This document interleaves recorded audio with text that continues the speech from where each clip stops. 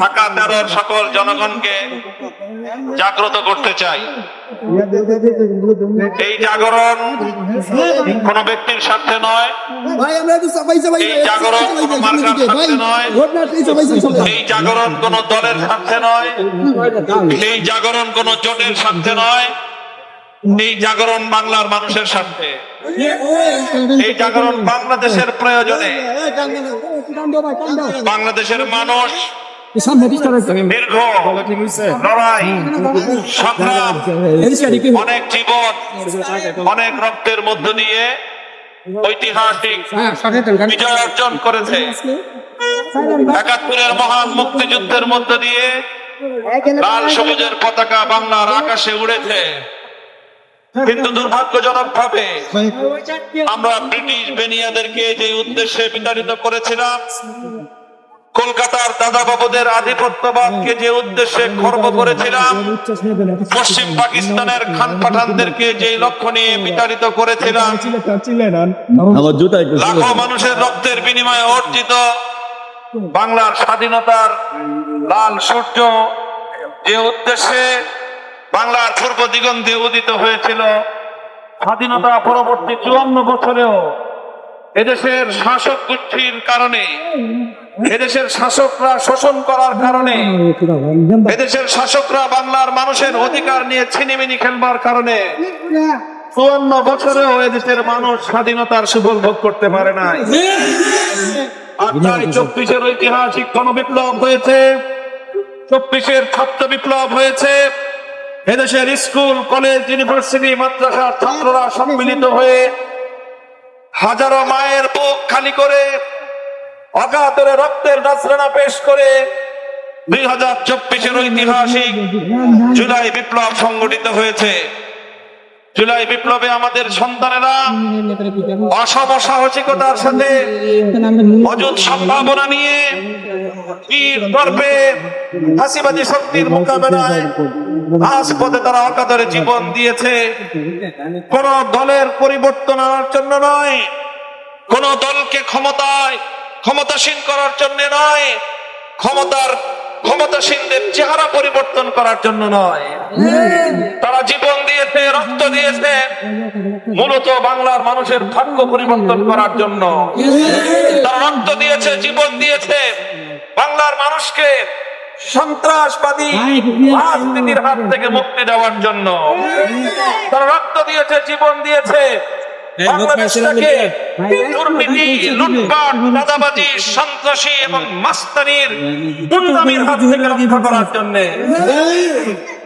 তাই এবারের নির্বাচন গুন্ডামির রাজনীতির বিরুদ্ধে না বলার নির্বাচন, এবারের নির্বাচন সন্ত্রাসের বিরুদ্ধে না বলার নির্বাচন, এবারের নির্বাচন মাস্তানি আর চাঁদাবাদীকে রুখে দেওয়ার নির্বাচন, এবারের নির্বাচন সংস্কার এবং পরিবর্তনকে হ্যাঁ বলার নির্বাচন।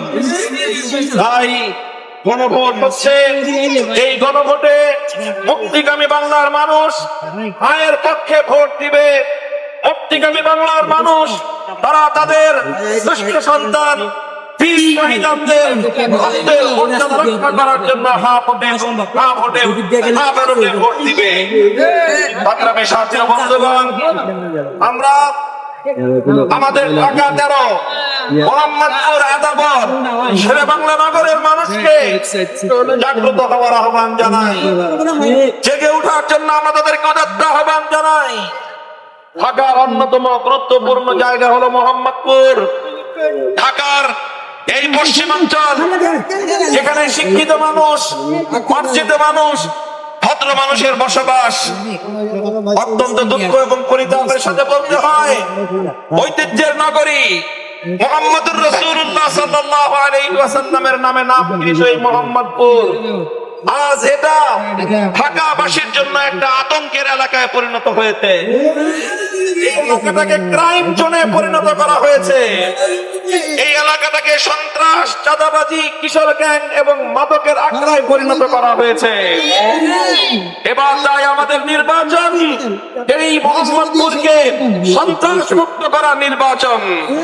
এবারে নির্বাচন মোহাম্মদপুরকে চাঁদাবাজ মুক্ত করার নির্বাচন। এবারে নির্বাচন মোহাম্মদপুর থেকে সকল সন্ত্রাসী এবং চাঁদাবাজীদেরকে ছাটাপেটা করে বিদায় করার নির্বাচন।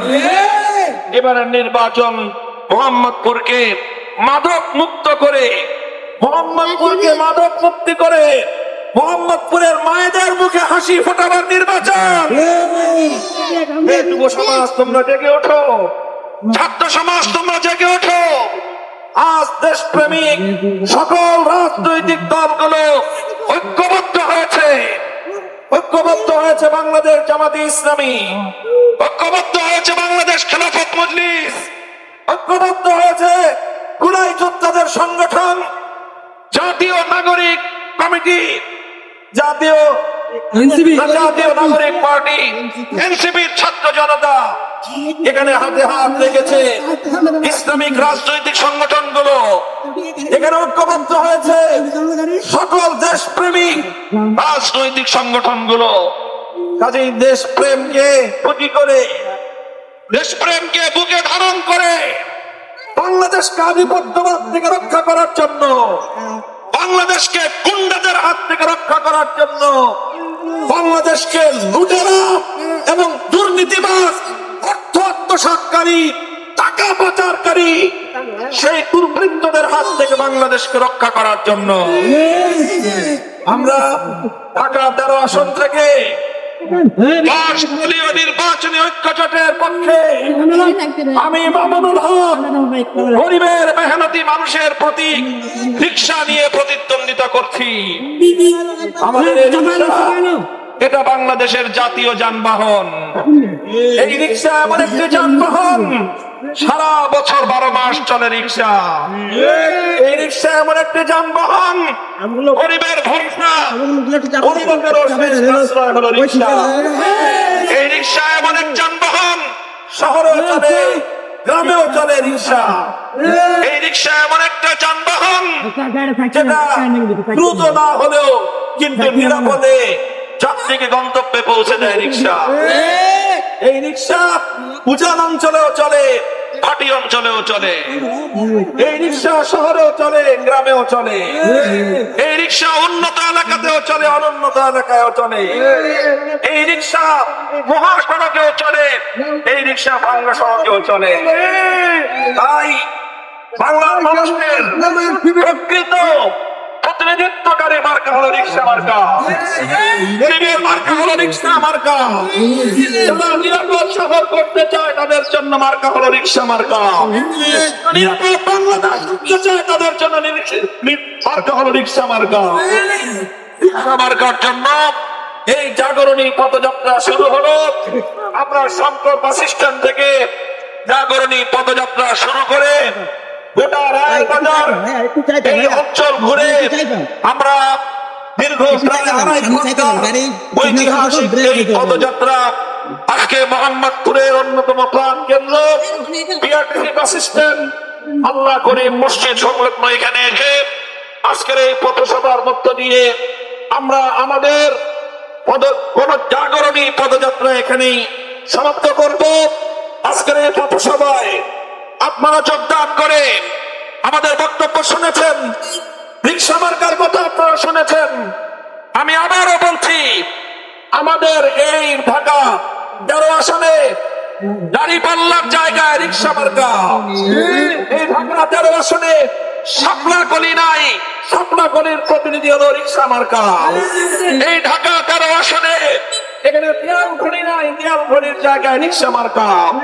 এই ঢাকা 13 আসনে হাত পাকা নাই, হাত পাকার জায়গায় রিকশা মার্কা। এই ঢাকা 13 আসনে ঈগল পাখি নাই, ঈগল পাখির জায়গায় রিকশা মার্কা। এই ঢাকা 13 আসনে দই মার্কা নাই, দই মার্কার জায়গায় রিকশা মার্কা।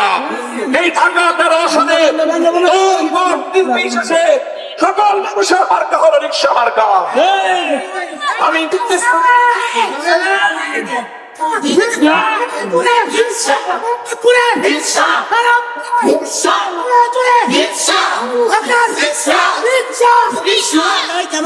মোহাম্মদপুরে অনেক মানুষকে অন্যায় ভাবে মিথ্যা মামলা দিয়ে হয়রানি করা হচ্ছে। মোহাম্মদপুরে যে সকল অবাঙালি বাংলাদেশের নাগরিকরা রয়েছেন, উর্দুভাষী নাগরিকরা রয়েছেন, আমি তাদের উদ্দেশ্যে বলতে চাই, মামুনুল হক मैं तुम्हारा भाई हूँ, इंशाअल्लाह जो तुम्हारे खिलाफ मुकदमा दायर करेंगे, मामूनुल हक उसके मुकाबले में तुम्हारा तरफदारी करके लड़ाई करेगा इंशाअल्लाह। অবাঙালি তারাই বাংলাদেশে বসবাস করে, বাঙালি অবাঙালি তারাই মোহাম্মদপুরে বসবাস করে। তাদের নামে মিথ্যা মামলা দিয়ে যারা হয়রানি চালায়, সেই মামলাবাজ হয়রানিকারীদেরকে মোহাম্মদপুর থেকে উৎখাত করে ছাড়বো।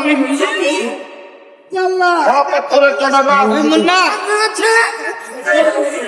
বিরুদ্ধে কোনো বিরুদ্ধে কোনো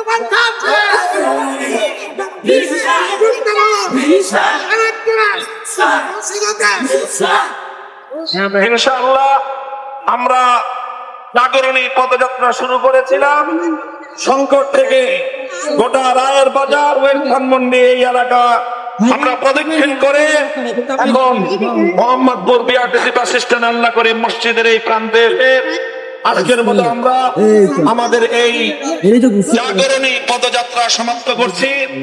ইনশাআল্লাহ আবার আগামীকাল সকাল 10টায় এই আল্লাহ করে মসজিদের সামনে থেকে আমাদের এই জাগরণী পদযাত্রার পরবর্তী স্টেপ এবং পরবর্তী ধাপ শুরু হবে। আমি মোহাম্মদপুরের আদাবারের শেরেবাংলা নগরের সকল জনতাকে, দেশপ্রেমিক জনতাকে, যারা নিরাপদ মোহাম্মদপুর ঢাকা 13 করতে চান, তাদের সকলের প্রতি উদাত্ত আহ্বান জানাই। আসুন আমাদের হাতে হাত রাখুন, আমাদের সাথে পথ চলুন। আমরা মোহাম্মদপুরের মাটি ও মানুষের প্রতিনিধিত্ব করে ইনশাআল্লাহ এই মোহাম্মদপুরকে শান্তির মোহাম্মদপুর, ঢাকা 13কে সমৃদ্ধির ঢাকা 13 এবং আমাদের অঞ্চলকে নিরাপদ অঞ্চলে গড়ে তুলবো ইনশাআল্লাহ। এখানে কেউ কারো উপরে জবরদস্তি করতে পারবে না। মা বোনেরা নিরাপদে রাস্তায় চলাচল করবে, কেউ তাদেরকে ইমপ্রিজন করতে পারবে না, কেউ তাদেরকে হয়রানি করতে পারবে না, কেউ তাদেরকে সাইবার বুলিং করতে পারবে না। আমরা আমাদের মায়েদের, আমাদের মেয়েদের, আমাদের বোনদের ইজ্জতের রক্ষা করার জন্য লাখো যুবক নিয়ে আমরা এক সামাজিক প্রতিরোধ আন্দোলন গড়ে তুলবো ইনশাআল্লাহ। মোহাম্মদপুরের শিশুরা ইনশাআল্লাহ আগামীর দিনে হেসে খেলে তারা তাদের মতো করে সুন্দর করে তারা বেড়ে উঠবে। এই মোহাম্মদপুর হবে গোটা ঢাকা নয়, গোটা বাংলাদেশের জন্য একটা আইডল, এটা হবে একটা মডেল ইনশাআল্লাহ। আমরা সেইভাবে মোহাম্মদপুরকে গড়ে তুলব। আপনাদের সকলকে অসংখ্য ধন্যবাদ। দীর্ঘ 2.5 ঘন্টার এই জাগরণী পদযাত্রায় সামিল হওয়ার জন্য সকল ঢাকা 13 আসনের আমার ভাই বোনদেরকে আমি সালাম শ্রদ্ধা জানিয়ে বক্তব্য শেষ করছি। দোয়ার মাধ্যমে ইনশাআল্লাহ আমরা আমাদের এই জাগরণী পদযাত্রার কর্মসূচি আজকের মতো এখানেই সমাপ্ত ঘোষণা করব। আবার কাল সকাল 10টায় এখান থেকেই আমাদের এই জাগরণী পদযাত্রার পরবর্তী স্টেপ এবং পরবর্তী ধাপ শুরু হবে। সকলে ইনশাআল্লাহ রিকশা মার্কার জয়ধ্বনি নিয়ে রিকশা মার্কার প্রচারণায় অংশগ্রহণ করবেন ইনশাআল্লাহ। সুবহানাল্লাহি ওয়া বিহামদিহি, সুবহানাকাল্লাহুম্মা বিহামদিক, আশহাদু আল্লা ইলাহা ইল্লা আনতা, আস্তাগফিরুকা ওয়া আতুবু ইলাইক।